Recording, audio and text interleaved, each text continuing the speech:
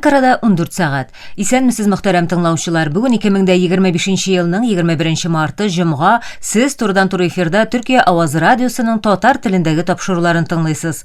Безнең программа 19 метрлы кыска дулкынның 15360 кГц ешлыгыннан 42 дәрәҗә көнчыгыш юнәлешендәге Тюрксат 3А һәм Тюрксат 4А иярченнәре белән 3w.trtdinla.com интернет адресы аша һәм кесә телефоннарының TRT Dinla тыңла кушымтасыннан Вот С радио каналына тапшырыла. Бүгенге чыгарылышта Коръән сүрәсе һәм татарча аңлатмасы, соңгы хәбәрләр, нигә чөнки программасы белән кызыклы темалар язмасын тәкъдим итәрбез. Тапшырыбызда Коръән Кәримнең Әгъраф сүрәсенең 54-нче алып 56-нчы кадәрге аятлары белән башлыйбыз. أعوذ بالله من الشيطان الرجيم بسم الله الرحمن الرحيم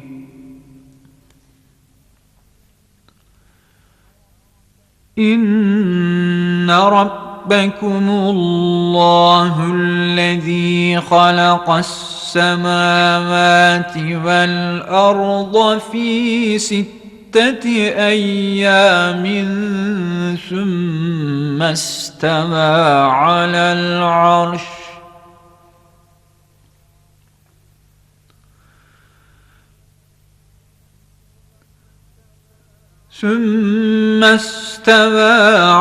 العرش يغشي الليل النهار يطلبه حثيثا والشمس والقمر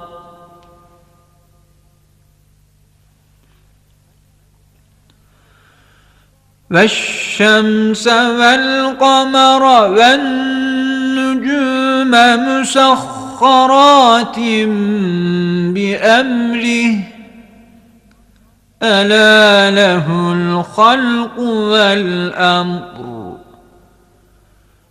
تبارك الله رب العالمين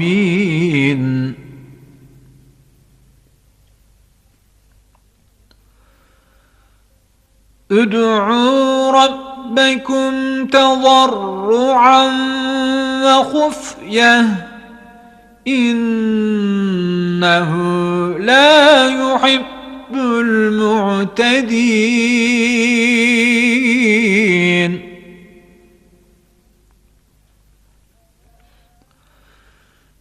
ولا تفسدوا في الأرض بعد إصلاحها وادعوه خوفا وطمعا إن رحمة الله قريب من المحسنين صدق الله العظيم. Рахман ва Рахим булган Аллаһ исеме белән. Хактыр ки Раббыбыз 6 көн эчендә күкләрне ва җирне яралты. Аннан соң гарыш төзергә карар итте. Төнне үзлексез куалаган көн яктылыгына үреп бирүче, кояшны, айны һәм йолдызларны үз буйрыгына буйсынган хәлдә яралтучы Аллаһтыр.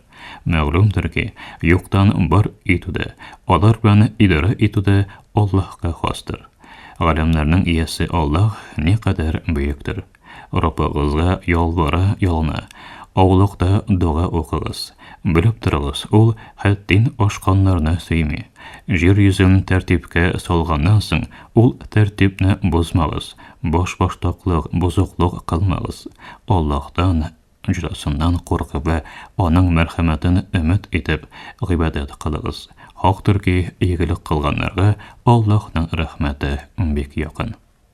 Мөхтәрәм, сез Коръән Кәримнең Әгъраф сүрәсенең 54-нче алып 56-нчы кадәрге аятларын һәм ачыклауларын тыңладыгыз.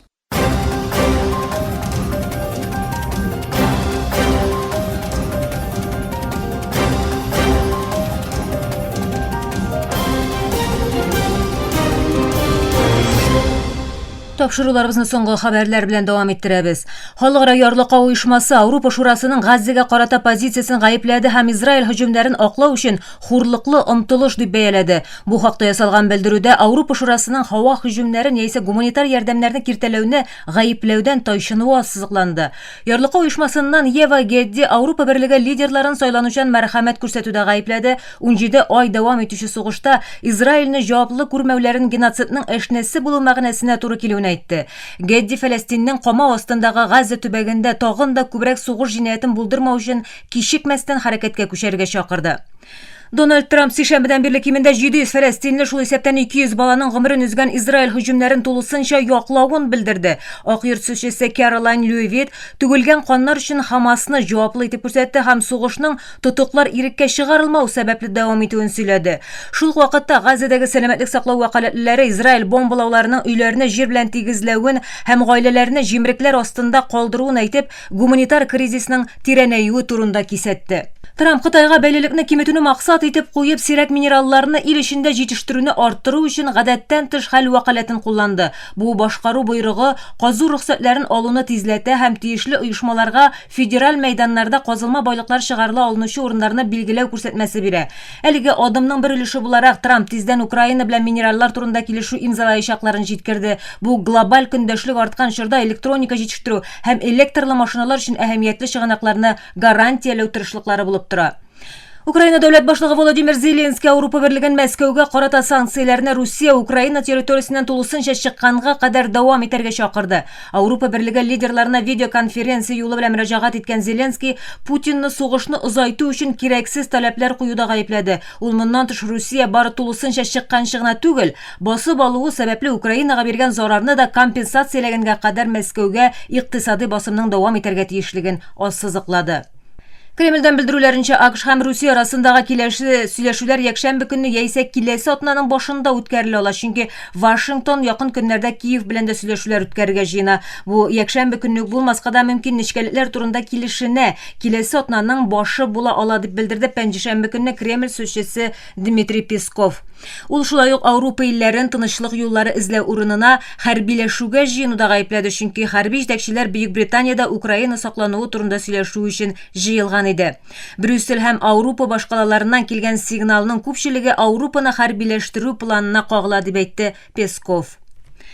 Русиянең Краснодар төбәгендә 19 марттан бирле янучы нефть саклагычында тагын бер шартлау булды һәм янгын яңа куәт белән кабат башланды. 10 мең квадрат метр мәйданга таралды.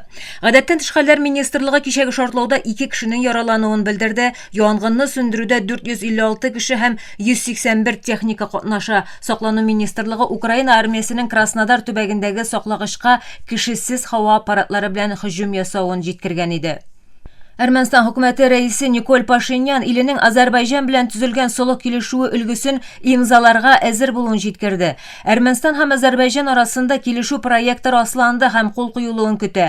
Мин килешенгән проектны үз кулым белән имзаларга әзер дип белдерде Пашинян шәршәмбе көнне X платформасында. Пашинянның бу сүзләре узган пәнҗешәмбе көнне Азәрбайҗан һәм Әрмәнстанның аерым рәвештә солых килешүе өлгесендә уртак фикергә килүләрен игълан иткәннән соң әйтелде. Бу килешү еллар буе барган конфликтны тамамлауга һәм Балкы белән Ереван арасында дипломатик мөнәсәбәтләр урнаштыруга юнәлтелгән.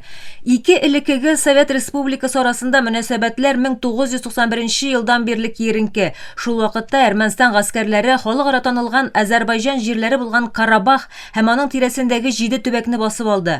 2020 елның көзендә 44 көнлек сугыш нәтиҗәсендә Азәрбайҗан бу җирләрнең күбелешен азат итте. Бу сугыш Русия радашчылыгы белән төзелгән солых килешү белән тамамланды һәм мөнәсәбәтләрне җайга салу һәм шик билгеләү мәсьәләләре турында сөйләшүләргә юл ачты. 2023 елның сентябрендә Азәрбайҗан төбәктәге сепаратист көчләр бирелгәннән соң Карабахта тулы суверенитет урнаштырды. Германия Сүриядә үзенең илчелеген рәсми рәвештә кабат ачты дип хәбәр итә Тышкы эшләр министрлыгы чыганагы. Димашкта кичкенә дипломатик төркем эшли башлаган. Германия Тышкы эшләр министры Анна-Лена Бербок ватандашлар сугышы уртасында 2012 елда ябылган илчелекне Әсәд режимы җимерелгәннән соң 3 ай узгач яңадан ачу турында карар кабул итте. Тик консуллык эшләре һәм визалар Сүриядәге иминлек хәле сәбәпле элеккечә Ливанның башкаласы Бейрутта каралачак. Диктатор Әсәд бәреп төшерелгәннән соң Германия Сүрия халкына тотрыклы киләчәк юлында ярдәм итәргә вәгъдә бирде дилә Тышкы эшләр министрлыгыннан ясалган белдерүдә. 288 көн буе җир орбитасында калган НАСА астронавтлары Бучи Уилмер һәм Санни Уильямс кире кайтканнан соң үз гәүдәләре белән авыр көрәш башлады. Айлар буе микрогравитация мөхитендә булу аларның мускулларын зәгыйфләтә, сөякләрен нечкәртә һәм хәтта күрү сәләтен дә үзгәртә.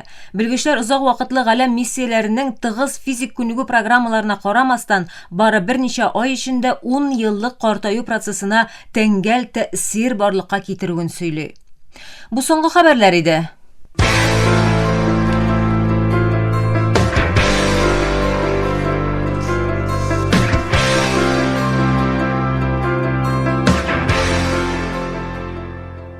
Мөхтәрәм тыңлаучылар, бүген 21 март көнне шактый илдә яңа елның беренче көне буларак котланучы һәм күпләр тарафыннан язның килгән көне итеп кабул ителүче Нәүрүзне котлыйбыз.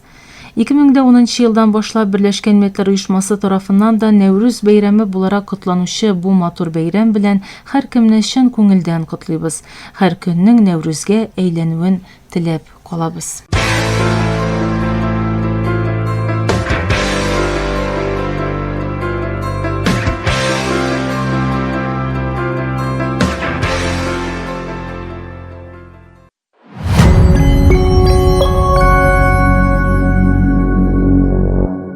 Ойда яки хәтта Марста кешеләр азык-төлек үстерә ала торган дөньяны күз алдыгызга китерегез. Бу фантастика кебек яңгырый, ләкин әкренләп чынбарлыкка әйләнә бара.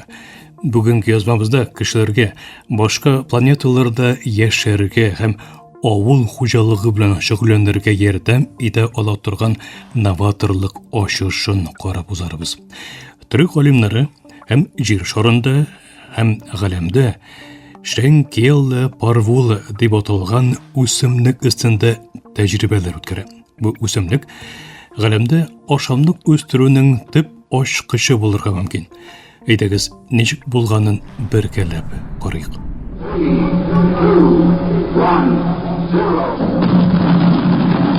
Тикшерүне җитәкләгән доцент Özgür Üzülday кеше тормышының үсемлекләргә бәйле булуын әйтә. Алар безгә кислород һәм азык-төлек бирә.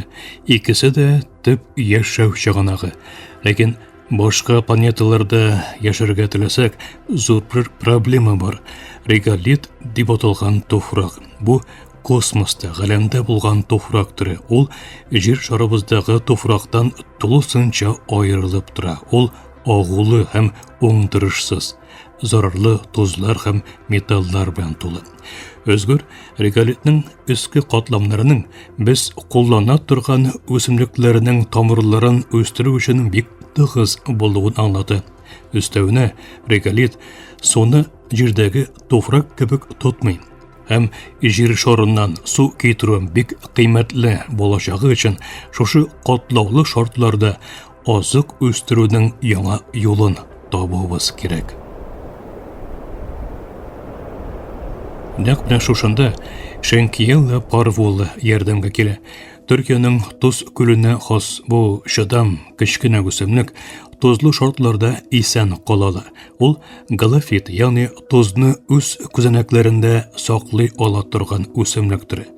Шренкелла парвула күпчелек үсемлекне үтерә торган хром, бор һәм литий кебек химикатларга дучар булганда да хәтта исән калалы. Шуңа күрә шушы үзенчәлеге белән ул галәм игенчелеге өчен бик уңайлы. Ләкин мәсьәлә реголит компонентларында гына түгел. Җирдә сынап булмый торган тагын бер нәрсә бар. Бу үсемлекләр җир тартуы булмый торып үсә аламы, юкмы мәсьәләсе. Моны өйрәнү өчен төрек галимнәре кыю бер адым ясады. 2024 елның 18 гыйнварында Төркиянең беренче астронавты Альпер Гезеровчы Шренкелла парвуланың 50дән күбрәк орлыкларын халыкара галәм станциясына алып килде. Орлыклар станция лабораториясында Ай яки Марстагы шартларга охшатылган мөхиттә утыртылды. Нинди максаттан чыгыпмы бу үсемлек галәмдә үсә аламы, юкмы икәнлеген тикшерү өчен.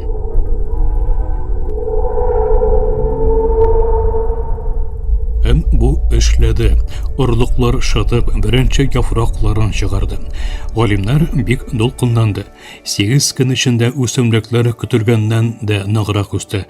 Ләкин бу экспериментта тагын да кызыграк бер нәрсә бар иде. Үсемлек тамырларының ничек үсүе. Җир шарында үсемлекләр гравитация, тарту көченең булуы аркасында аска таба үсә. Ләкин гәрәмдә тарту көче булмаган өчен тамырлар көтелмәгән юнәлештәрдә үсте. Фақат бу авырлыкларга карамастан үсемлек исән калды һәм яхшы үсте. Җиргә кайту алдыннан Гезеравчы гәрәмдә үстерелгән шенкиелы парвулы үрнәкләрен җыйды һәм сәяхәт өчен -80 градуска хәтле суытып саклады. Үрнәкләр 29 февральдә Әгей университетына барып җитте. Галимнар аннан соң гәрәмдә үскән үсемлекләрнең җир шарында үскәннәре белән чагыштырып карап тикшерде. Алар бу үсемлекнең гәрәмдә җирдәгечә ныгмы, юкмы икәнен белергә теләде. Әгәр бу уңышлы булса, бу үсемлек гәрәмдә канализацияләүнең иң зур проблемаларыннан берсен, гәрәмдә азык-төлекне ничек үстерергә икәнен шишәргә мөмкин. Өзгәре үз илдәй Шенкиелы парвулының реголит өстендә учым культурасы итеп кулланыла алыначагын һәм башка үсемлекләр өчен туфракны әзерли алдуын алга сөрә. Бу үсемлек Ай һәм Марсның тыгыз агулы реголитын яшәүгә ярдәм итә алачак туфракка әйләндерергә мөмкин. Ул хәтта туфракның су тоту сәләтен дә яхшытырга мөмкин. Бу да галәмдә авыл хуҗалыгы өчен бик мөһим. Булар барысы нәрсәне аңлатасың? Төркиядән чыккан шушы кечкенә үсемлек башка планеталарны кешелек тормышына әзерләү юлында беренче адым булырга мөмкин. Аның катлаулы шартларда исән кала алу сәләте безгә җир шарыннан читтә авыл хуҗалыгының киләчәге өчен өмет бирә. Әлегә шулар. Тыңлавыгыз өчен рәхмәт. Киләсе очрашуга кадәр хәбәрдар булыгыз һәм өйрәнүне дәвам итегез. Бу язма Карья Нас Балкыз мәкаләсенә нигезләнеп әзерләнде.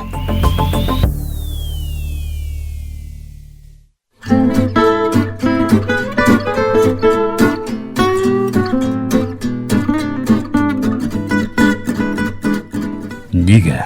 Чөнки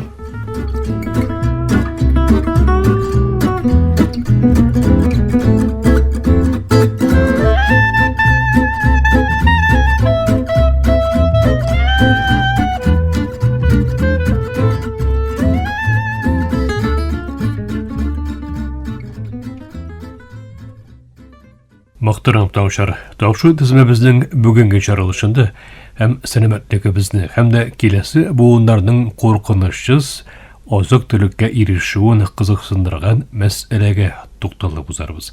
Фасылына карап тукланабыз, чөнки дип башлыйбыз сүзебезне. Бик әллә кайчан да түгел, 20-нче гасырның соңгы чирегенә кадәр дөнья халкының күпчелеге авыл җирендә яшәйде. Төп керем чыганагы игенчелек һәм терлекчелек булган авыл җирлегендә яки аның ярында яшәүчеләрнең яңа өлгергән яшелчәгә һәм җирәк-җимешкә ирешүе дә бүгенге көнгә караганда тагын да җиңелрәк иде. Фақат шәһәрләр зурайып, авыллар бушап калган саен вазгыять үзгәрә башлады. Мондан тыш халык санының тиз артуында исәпкә алсак, авыл хуҗалыгы эшләнмәләренең традицион ысуллар урынына индустрия рәвешендә җитештерелүе котылгысыз булып күренде. Еш-еш ишетелгән, кайда ул элеккеге помидорлар кебек зорланулар нигезсез түгел. Чөнки моннан ары җиләк-җимеш һәм яшелчәләр күбесенчә иген басуда түгел, парникларда үстерелә. Кояшта өлгергән, вакытында урып җыеп алынган. Урып җыюдан соң кыска вакыт эчендә ашалган сезонны җиләк-җимешләрне һәм яшелчәләрне инде тагын да әзрәк очратабыз. Бу вазгыятның сәламәтлегебез өчен кимчелекләре арасында ике әйбер алгы планга чыга. Беренчесе, ясалма шартларда үстерелгән авыл хуҗалыгы продуктларының to'qlanu qiymatlarının tüben buluğu. İkincisi ise mındı yetiştirüde oziq-tulik moddalarında pestisit qoldiqlarining tog'inda ko'proq uchratuluvi. Salomatligimiz uchun tog'inda jiddiy qo'rqinish esa o'z fosilida yetishtirilmagan bek ko'p oshamliqda bo'lgan konservantlarning ham ximikatlarning eshik florasındagi foydali mikroorganizmlarga zarar berib immun sistemamizning kuchsizlanuvi, o'z fosilida ham tabiiy yo'llar bilan yetishtirilgan jilak-jemish ham yeşilchalar esa ega bo'lgan jepsil qiymati orqasida immunitet uchun bek muhim. Topshiruvimizning oxirida tabiiy bo'lmagan yo'llar bilan yetishtirilib, tabinimizga kirib jetgan jilak-jemishning ham yeşilchaning kelajagimizga nechuk yonavuna da qisqacha to'xtalib o'zak. Yasalma shortlarda yetishtiruvning o'rib jiyu, saqlov, turib paketlashtirish kabi etaplarında kullanılgan energiya ham suv kelasi bulardan borishga olingan qiymatlar. Yetishtiruvdan kullanuvga qadar sezgirlik ko'rsatilmagan uchraqda qizg'anish borishni to'liy olmashog'imizda ma'lum. Shunga ko'ra fosilni qarab to'qlanam. Chunki planetamizga ham salomatligimizga ahamiyat beram.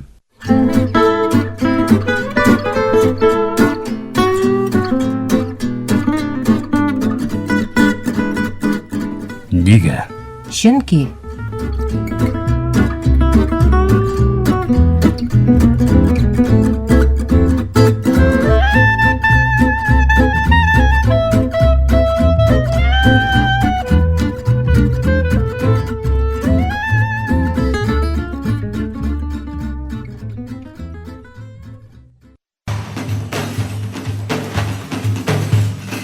Hasbi Rabbi Cellallah, ma fi kalbi gayrullah.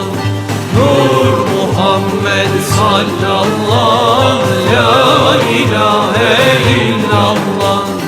Hasbi Rabbi Cellallah, ma fi kalbi gayrullah. Nur Muhammed sallallah, la ilahe illallah. Hasbi Rabbi Cellallah, ma fi kalbi gayrullah. Nur Muhammed sallallah, la ilahe illallah. Bismillahirrahmanirrahim. Bismillahirrahmanirrahim. Bismillahirrahmanirrahim. Bismillahirrahmanirrahim. Bismillahirrahmanirrahim. Bismillahirrahmanirrahim. Bismillahirrahmanirrahim. Bismillahirrahmanirrahim.